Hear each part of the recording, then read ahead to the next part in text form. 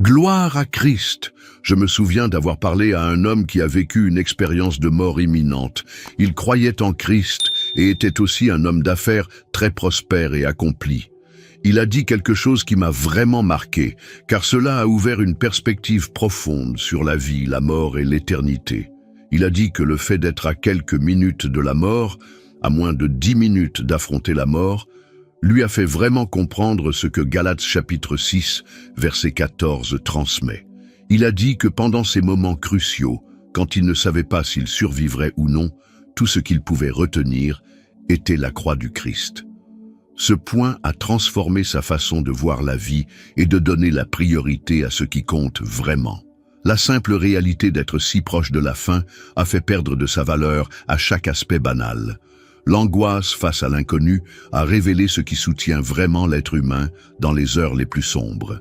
Galates, chapitre 6, verset 14 dit « Mais loin de moi l'idée de me glorifier, si ce n'est dans la croix de notre Seigneur Jésus-Christ, par laquelle le monde a été crucifié pour moi, et moi pour le monde. » Ce verset expose la profonde intuition que devant l'infinité de Dieu, tout le reste pâlit. L'apôtre Paul, en écrivant cette vérité, nous montre que la croix n'est pas seulement un symbole, mais un fondement solide qui nous retient quand rien d'autre ne peut nous retenir. Cet homme, à ce moment où la vie semblait s'échapper, a compris que les affaires, les engagements et les possessions matérielles perdent de leur importance. Rien d'autre ne semblait pertinent face à l'éternité. L'être humain, dans sa condition limitée, peut être distrait par d'innombrables choses, mais devant la perspective du jugement de Dieu, seule la croix du Christ reste comme une base sûre. Souvent, nous, les êtres humains, donnons la priorité aux objectifs, aux réalisations, aux relations et aux rêves, sans réfléchir à ce qui nous accompagnera vraiment dans la dernière heure. Les galaxies des soucis quotidiens semblent occuper nos esprits, mais comme cet homme l'a découvert, la mort est implacable et nous met face à face avec ce qui compte vraiment. Et la vérité est que, face à son dernier souffle, Jésus-Christ est tout.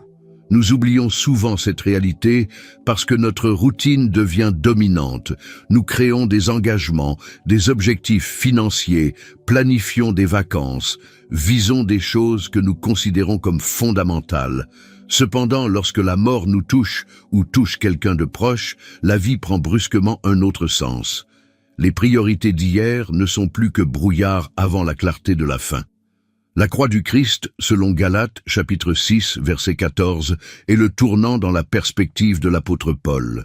Il nous enseigne à ne pas mettre notre confiance en autre chose que le sacrifice de Jésus au calvaire. Cette croix représente le prix payé pour nos échecs et nos transgressions, devenant le lien qui nous réconcilie avec Dieu lorsque nous comprenons la vie et la mort sous un jour nouveau. La conscience de cet homme d'affaires, qui était à moins de 10 minutes de la mort, a crié la vérité que toute gloire humaine est éphémère. L'argent qu'il avait accumulé au fil des ans, la maison luxueuse qu'il a achetée avec tant d'efforts, le prestige professionnel, tout cela a perdu de son lustre. Ce qui avait été si désiré est devenu secondaire par rapport à la valeur que leur péché était couvert par le sang du Christ. Galates chapitre 6, verset 14, souligne que le monde a été crucifié pour le croyant et le croyant pour le monde.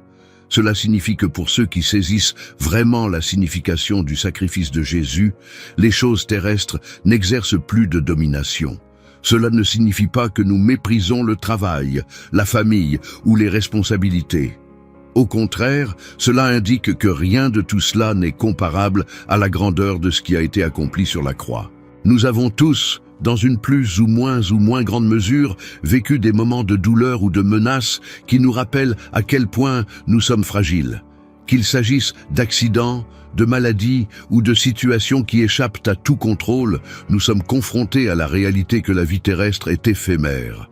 À ce stade, la réflexion sur l'éternel devient inévitable, et dans cette réflexion, nous découvrons que le seul fondement inébranlable s'appelle Jésus. Nous voyons dans Hébreux chapitre 9, verset 27, qu'il est prévu que les hommes meurent une fois, et après cela, le jugement. Ces paroles nous montrent qu'il n'y a pas d'étape intermédiaire, pas de pause mystérieuse pour revoir nos choix après la mort.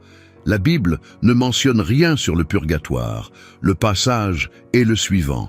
Nous mourrons et ensuite nous faisons face au jugement devant le Dieu Tout-Puissant.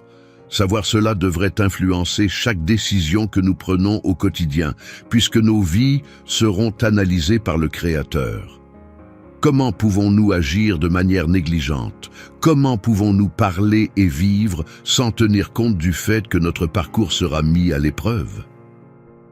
Lorsque nous prenons conscience que Dieu examinera nos actions et même nos paroles, notre façon d'affronter l'existence est transformée. Le jugement n'est pas quelque chose de lointain ou d'abstrait, cela fait partie du plan divin et personne n'y échappera. Dans ce scénario, ce qui divise l'humanité n'est pas la position sociale, l'éducation, la couleur de la peau. Ce qui sépare vraiment les gens, c'est la croix du Christ. 1 Corinthiens, chapitre 1, verset 18, dit « Car la parole de la croix est folie pour ceux qui périssent. Pour nous qui sommes sauvés, c'est la puissance de Dieu, la folie pour les uns et le pouvoir pour les autres. C'est l'effet du message de la croix pour ceux qui sont perdus. L'idée que le Fils de Dieu est mort pour expier les péchés de l'humanité peut sembler insensée ou sans fondement. Mais pour ceux qui croient, c'est la manifestation sublime de l'amour de Dieu et la possibilité d'obtenir le pardon. Dans Galates, chapitre 6, verset 14, nous voyons à nouveau ce grand thème. Paul déclare qu'il ne se glorifie de rien d'autre que de la croix de notre Seigneur. Il ne met pas d'espoir dans ses propres capacités, ni dans une quelconque vertu humaine. Au contraire, elle rend évident le fait que devant le regard divin, l'être humain ne trouve aucune raison de se vanter personnellement. Malheureusement, le monde moderne exalte l'individualisme. Les gens sont encouragés à faire confiance à leur propre force, à leur bonne conduite ou à un mérite particulier. Beaucoup ne cessent de répéter qu'ils sont assez bons, qu'ils ne font de mal à personne, qu'ils ne commettent pas de crimes. De cette façon, ils croient qu'ils n'ont pas besoin de rédemption. Ils pensent que le message de la croix du Christ n'est pas nécessaire. Cet orgueil humain nous fait ignorer notre vraie condition, celle des pécheurs qui offensent la sainteté de Dieu. La personne qui prétend être bonne ne veut pas être mise sur le même plan qu'un criminel ou quelqu'un qui a commis des actes graves. L'orgueil l'empêche de voir que tout péché, aussi petit soit-il aux yeux des humains, est une offense à la justice infinie du Seigneur. En même temps, il y a l'autre extrême, la religiosité vide. Il y a ceux qui se croient extrêmement saints, des gens qui fréquentent les lieux de culte, mais qui ne s'abandonnent pas vraiment à la Seigneurie du Christ. Ces gens mettent leur confiance dans les pratiques et les règles rituelles, pensant que cela les rend dignes du ciel. En effet, ils deviennent esclaves d'une religion sans véritable communion avec Dieu. Lorsque Jésus a raconté la parabole du pharisien et du publicain, dans l'évangile de Luc, chapitre 18, versets 9 à 14, il a exposé la condition de quelqu'un qui se croit juste à ses propres yeux. Le pharisien priait, se comparant aux autres, vantant sa conduite, son jeûne et sa dîme. Pendant ce temps, le publicain, considéré comme un pécheur notoire, n'osait même pas lever les yeux au ciel, implorant miséricorde.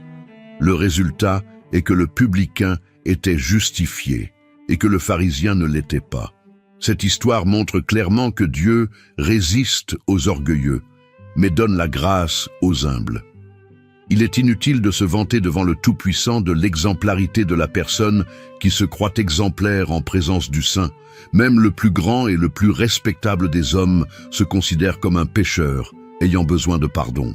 Ésaïe, au chapitre 6, montre le prophète voyant la gloire de Dieu déclarant « Malheur à moi, car je suis perdu ».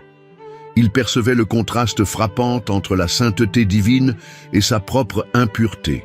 Ce prophète a été terriblement utilisé par Dieu, mais il tremblait devant la pureté parfaite du Seigneur. La réponse d'Isaïe devrait nous enseigner l'humilité et la révérence nécessaires pour nous rapprocher du Très-Haut. L'apôtre Paul, écrivant aux Galates, présente Jésus-Christ plus de 40 fois, montrant que toute la vie chrétienne est ancrée dans la personne du Christ, qui il est, ce qu'il a fait et ce qu'il représente pour nous. Tout se résume à l'œuvre achevée sur la croix. C'est pourquoi la croix est glorieuse, non pas parce qu'elle est un symbole statique, mais parce qu'en elle nous trouvons l'agneau de Dieu qui enlève le péché du monde. Le Christ, le Fils unique de Dieu, a vécu dans une justice absolue, sans péché, et s'est donné volontairement pour apaiser la colère divine contre notre péché. Sur la croix, l'échange a eu lieu. Il a reçu le châtiment, et nous, la miséricorde. Ce message révèle l'amour de Dieu, qui n'a pas épargné son propre Fils pour que nous puissions nous réconcilier. En comprenant cela, nous sommes appelés à nous engager à être fiers de nos vertus, mais à n'exalter que l'œuvre du Christ. Lorsque nous adoptons cette posture, nous abandonnons la vaine gloire personnelle et commençons à faire l'expérience de la puissance transformatrice de l'Évangile. Vivre de cette manière signifie ne considérer notre vie terrestre qu'à la lumière de l'éternité et marcher selon la volonté du Seigneur. Revenons à l'expérience de cet homme qui était sur le point de mourir. La leçon qu'il nous a laissée est sobre. Quand la mort frappe à la porte, tout le reste se dissout. Les projets d'avenir, les divertissements, le succès financier, la réputation et même les préoccupations quotidiennes deviennent sans importance. Seul Jésus reste, lui seul compte. Sur le seuil de l'entre maintenant et l'éternité, c'est un message dur pour beaucoup, en particulier pour ceux qui ont construit leur vie sur des bases temporelles. Il est courant d'entendre parler de la recherche de la sécurité financière, du confort et de la reconnaissance sociale. Mais nous entendons rarement parler de l'inévitabilité de la mort. Ce sujet est généralement évité, mais il est nécessaire de l'affronter de front, car il n'y a aucun moyen d'échapper à cette réalité. L'auteur de l'Épître aux Hébreux, chapitre 9, verset 27, insiste sur le fait qu'il est ordonné à tous de ne mourir qu'une seule fois. Après cela vient le jugement. Cela indique que, quelle que soit la durée de notre existence terrestre, peu importe à quel point nous prenons soin de notre santé ou avons les ressources pour prolonger la vie, à un moment donné, nous devrons comparaître devant le juge. Ce jour-là, il n'y aura pas d'échappatoire. C'est Dieu lui-même qui a marqué cette rencontre. Nous n'avons aucun moyen de connaître le jour ou l'heure. Cela pourrait être aujourd'hui, demain ou dans plusieurs décennies. C'est un mystère divin qui nous oblige à réfléchir sur la brièveté de notre existence. Alors que certains vivent comme si la fin n'arriverait jamais, la parole de Dieu est claire. Il y a un temps fixé pour chaque chose sous le ciel. Lorsque nous nous trouvons finalement devant le Créateur, les choses que nous apprécions tant ici peuvent n'avoir aucune pertinence. Posez-vous la question. Qu'est-ce que vous portez d'éternel? Qu'est-ce qui dépasse vraiment la limite de la mort et l'accompagne au-delà de cette vie? Il est effrayant de penser au nombre de personnes qui investissent tout dans les biens matériels, sans se rendre compte que ces possessions sont laissées derrière au dernier instant. À ceux qui s'enorgueillissent de la brillante carrière, du diplôme renommé, de la famille exemplaire, de l'héritage accumulé, mais rien de tout cela n'ouvre les portes du ciel. Jésus a déclaré « Je suis le chemin, la vérité et la vie. Nul ne vient au Père que par moi. » Ces paroles de Jean chapitre 14 soulignent le fait que la réconciliation avec Dieu et l'entrée dans la vie éternelle ne se produisent que par Christ. Face à cela, il y a ceux qui disent « Mais je suis bon, je fais le bien, j'aide ceux qui sont dans le besoin. Je n'ai jamais tué, je n'ai jamais volé. » Cependant, la question n'est pas seulement de savoir ce que nous faisons, mais aussi ce que nous sommes. Nous sommes pécheurs par nature, séparés de Dieu et ayant besoin de rédemption. Même les personnes les plus aimables et les plus respectables manquent encore de la grâce divine pour venir au Père.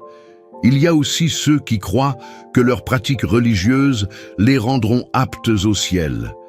Ils vont aux offices, jeûnent, accomplissent des prières rituelles, mais si cela n'est pas lié à une foi sincère en Jésus et à la repentance des péchés, il n'y aura pas de transformation du cœur.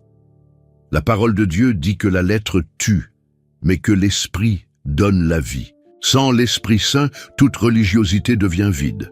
Ainsi, chacun de nous doit regarder en lui-même et se demander « Le jour où je serai face à face avec le Seigneur, sur quel fondement me tiendrai-je?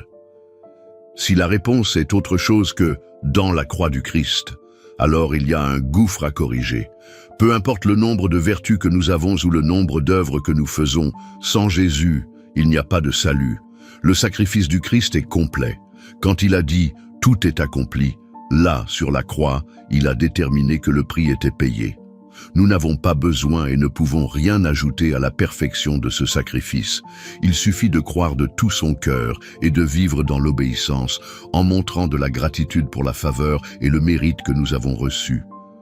Lorsque nous sommes au bord de la mort, comme cela est arrivé à cet homme d'affaires, ou lorsque nous perdons quelqu'un, notre vision s'approfondit.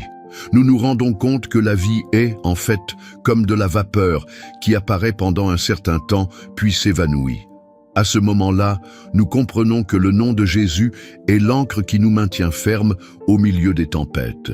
Le message peut paraître lourd, mais il est essentiel d'éveiller notre conscience. Nous devons nous rappeler que le temps passe et que chaque battement de cœur nous rapproche du dernier jour.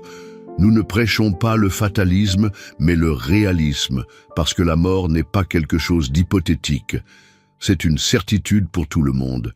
D'où la raison pour laquelle Paul insiste tant sur la centralité du Christ dans les lettres du Nouveau Testament. Il répète inlassablement qu'il n'y a pas d'autosatisfaction qui nous sauve, qu'il n'y a pas de loi qui nous rachète, qu'il n'y a pas de méritocratie qui nous garantisse l'accès au Père. Tout converge vers le Fils de Dieu et vers l'œuvre qu'il a accomplie sur la croix. Lorsque nous embrassons cette vérité, nos valeurs changent. Ce qui était autrefois tout pour nous, comme le statut, l'argent ou la reconnaissance, est maintenant relégué au second plan. Non pas que nous arrêtions de travailler ou de remplir des obligations. Nous continuons à faire de notre mieux, mais maintenant, à la lumière de l'éternité, nos cœurs se tournent vers les choses d'en haut, là où se trouve le Christ. C'est dans ce changement de perspective que nous trouvons la paix. Cet homme, se voyant au seuil de la mort, a trouvé la paix dans la croix du Christ.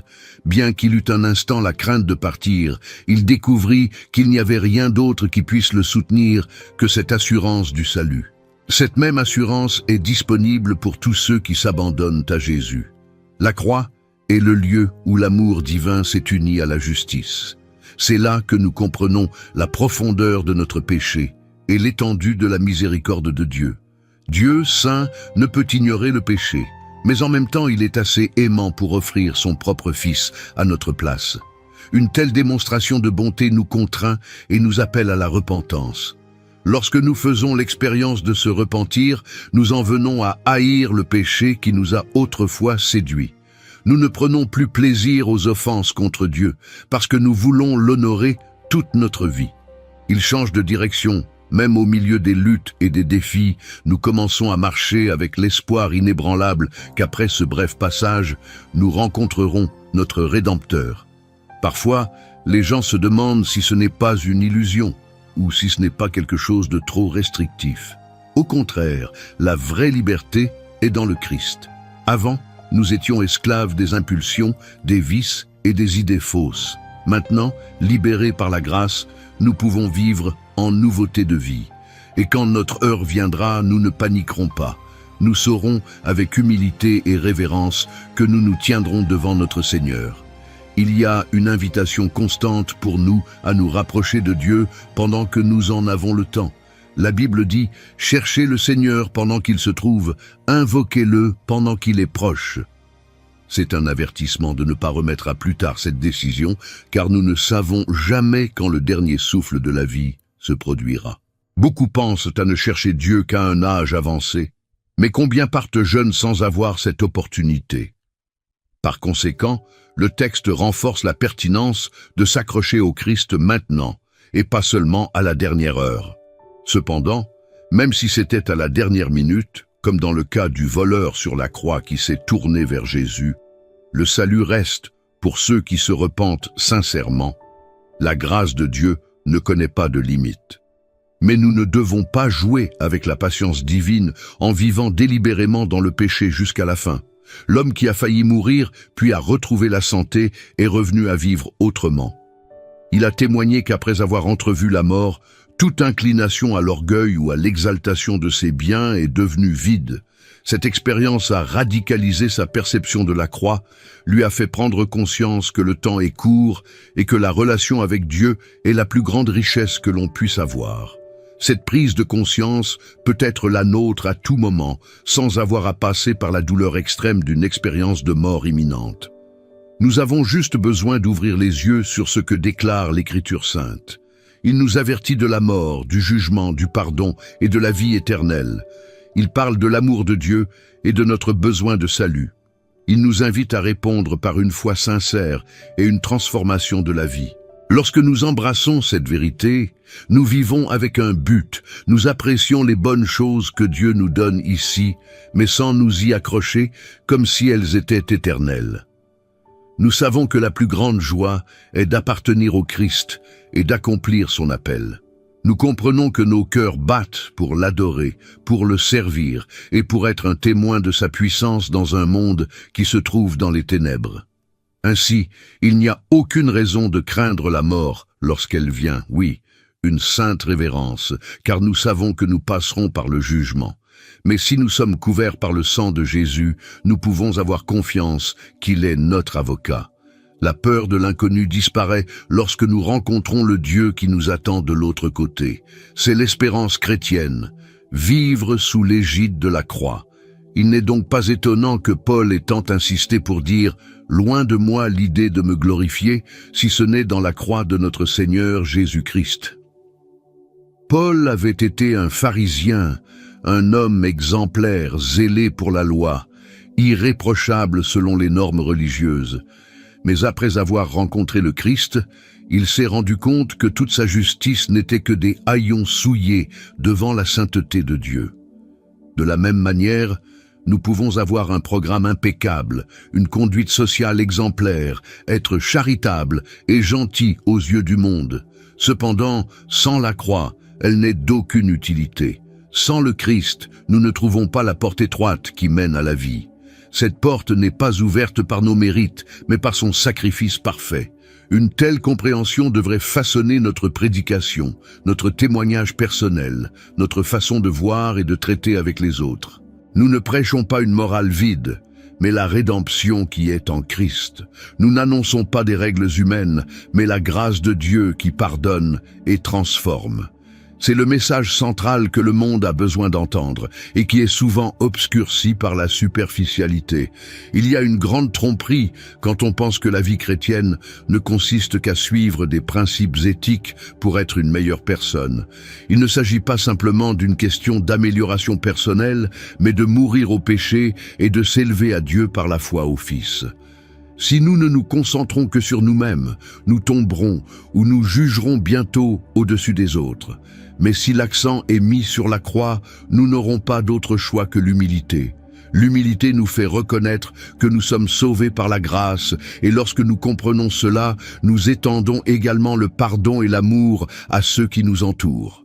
Parce que nous commençons à regarder notre prochain avec les yeux de ceux qui ont été pardonnés. Le message de la croix n'est pas seulement théorique, il doit agir comme de la dynamite en nous, en faisant exploser tout orgueil et en nous reconstruisant dans la conformité avec le Christ. Si vous avez déjà eu l'occasion dans votre vie de voir quelqu'un partir, vous avez probablement remarqué qu'à la dernière minute, ils parlent rarement de leur possession ou de leur titre. Le cœur cherche refuge dans quelque chose qui n'est pas corrompu. Quelque chose qui donne un sens même à ce moment de séparation. C'est là que resplendit la foi en Jésus, car il a vaincu la mort et nous garantit la vie éternelle. Beaucoup se demandent ce qui existe de l'autre côté. La Bible révèle qu'après la mort vient le jugement. Il n'y a pas de place pour un terrain d'entente, comme le purgatoire, selon la vision biblique. Jésus raconta le sort de Lazare et de l'homme riche. Lazare fut porté par les anges dans le sein d'Abraham, tandis que l'homme riche fut conduit au tourment. Il n'y avait aucune mention d'un endroit intermédiaire où il pourrait attendre le dernier jour. Cette clarté devrait nous conduire à une décision maintenant. Choisir le Christ, ce n'est pas le remettre à demain. Chaque jour sans lui est un jour de risque, parce que l'éternité est une affaire qui traverse la vie humaine. Nous devons donc vivre d'une manière qui l'honore et proclame son nom dans tout ce que nous faisons. L'homme d'affaires qui a failli mourir n'était plus le même. Il comprenait que la vie était trop fragile pour être gaspillée dans des superficialités. Il a compris qu'en fin de compte, tout se résume au Christ et au message de la croix.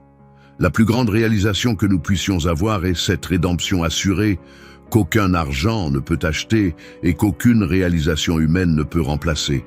C'est un témoignage qui devrait toucher chacun d'entre nous. Nous ne pouvons pas écouter cela et continuer comme avant, sans rien changer. Nous devons réfléchir à ce que nous faisons avec le temps que Dieu nous a donné. Si notre cœur est encore plus attaché aux choses terrestres qu'aux choses éternelles, il est peut-être temps de s'agenouiller et de demander à Dieu de réorienter notre regard. Pour ceux qui pensent que c'est du fanatisme d'accorder une telle valeur à l'œuvre du Christ, mais pour nous qui croyons, c'est l'essence même de la vie chrétienne. Il ne s'agit pas de négliger les responsabilités terrestres, mais de savoir que tout sur terre passera un jour. Seul ce que nous construisons sur le fondement du Christ résistera à l'épreuve du temps. Par conséquent, nous nous accrochons à la vérité que la croix est le point de rencontre entre la justice divine et notre repentance. La croix nous rappelle que nous avons été rachetés à un prix élevé et que si nous appartenons à Dieu, nous vivons pour le glorifier, même dans le monde d'aujourd'hui, qui essaie souvent de nous inciter à regarder autre chose qu'à Jésus. Que ce soit par les plaisirs ou la vaine gloire, le monde détourne le regard des gens, les invite à adorer leur propre bonté, à croire que tout va bien, parce qu'ils ne font rien d'aussi grave à leurs yeux, ou, au contraire, les plonge dans des pratiques religieuses sans connaître personnellement le Sauveur. C'est la grande stratégie de l'ennemi de nos âmes, éloigner l'homme du Christ. S'il ne peut pas le faire à cause d'un péché évident, il l'essaiera à cause d'une religiosité hypocrite. Mais la vérité ressort toujours. Car le message de la croix est la puissance de Dieu pour le salut de tous ceux qui croient. Il ne suffit pas de reconnaître l'existence de Dieu. La seigneurie du Christ est nécessaire. Dans cet abandon, nous trouvons la vraie liberté que le monde ne peut pas offrir. Nous trouvons le pardon de nos péchés, la paix qui dépasse toute compréhension et l'espérance que la mort n'est pas la fin, mais la transition vers la plénitude de la vie avec Dieu. C'est l'Évangile. Ce n'est pas quelque chose de compliqué, mais de profondément transformateur. C'est pourquoi, dans cette dernière réflexion, rappelons-nous que personne ne sait de quoi demain sera fait. Le rendez-vous divin à la mort n'a pas de rappel préalable que nous puissions prévoir. Il peut arriver soudainement, nous prenant par surprise. Si nous sommes en Christ, il n'y aura pas de désespoir, mais de la sérénité et de la foi. Si nous ne le sommes pas, il y aura le grand vide de l'insécurité éternelle. Accrochez-vous à Jésus alors qu'il s'accroche à vous. Cette phrase résume l'essentiel de tout ce qui a été dit. Il y a un autre nom donné parmi les hommes par lequel nous pouvons être sauvés. Le nom de Jésus. Il est le fondement inébranlable qui ne tremble pas face à la mort. Il est le seul chemin pour atteindre le Père, le seul qui peut nous réconcilier avec Dieu, nous donner la vie en abondance. Que ce message vous éveille à la réalité de l'éternité, qu'il vous fasse repenser les priorités, revoir les postures et surtout vous abandonner à l'amour qui s'est manifesté sur la croix. Lorsque la mort vient à chacun de nous, puissions-nous dire avec conviction que notre vie a été établie dans le Christ.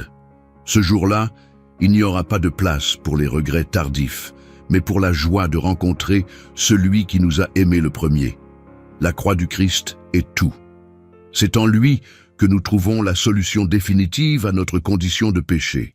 C'est là que nous découvrons la raison pour laquelle Paul a choisi de ne se glorifier de rien d'autre. C'est en elle que le croyant met sa confiance absolue. Et lorsque le cœur cesse de battre dans ce monde, le portail de la communion éternelle avec le Créateur s'ouvre. Seulement à cause de ce que Jésus a fait. Si vous n'avez pas encore pris cette décision, réfléchissez-y de toute urgence. Si vous l'avez déjà pris, renouvelez votre engagement. Gardez le regard fixé sur le Christ et ne laissez rien lui voler la priorité qu'il mérite. Car, à la fin, ce qui aura vraiment de la valeur pour vous, au moment où vous serez à quelques minutes de franchir la ligne entre le temps et l'éternité. Ce sera le sacrifice de Jésus et sa glorieuse résurrection. Cette vidéo vous donnera la chair de poule.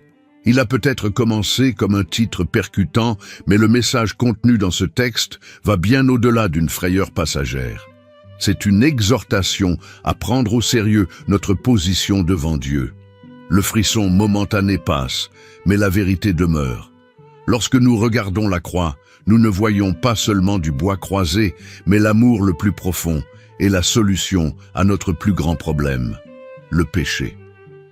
Je termine donc par la prière selon laquelle chaque mot ici sert d'instrument pour rapprocher les cœurs du Sauveur. Que la réalité de la mort ne nous remplisse pas de terreur, mais de responsabilité et d'espérance dans l'agneau de Dieu. Et que, le jour où chacun de nous se présentera devant le juge éternel, nous soyons reçus, non par nos mérites, mais par la faveur et le mérite du Christ, qui nous purifie et nous appelle fils. À Jésus soit tout l'honneur, toute la gloire et toute la louange, maintenant et toujours.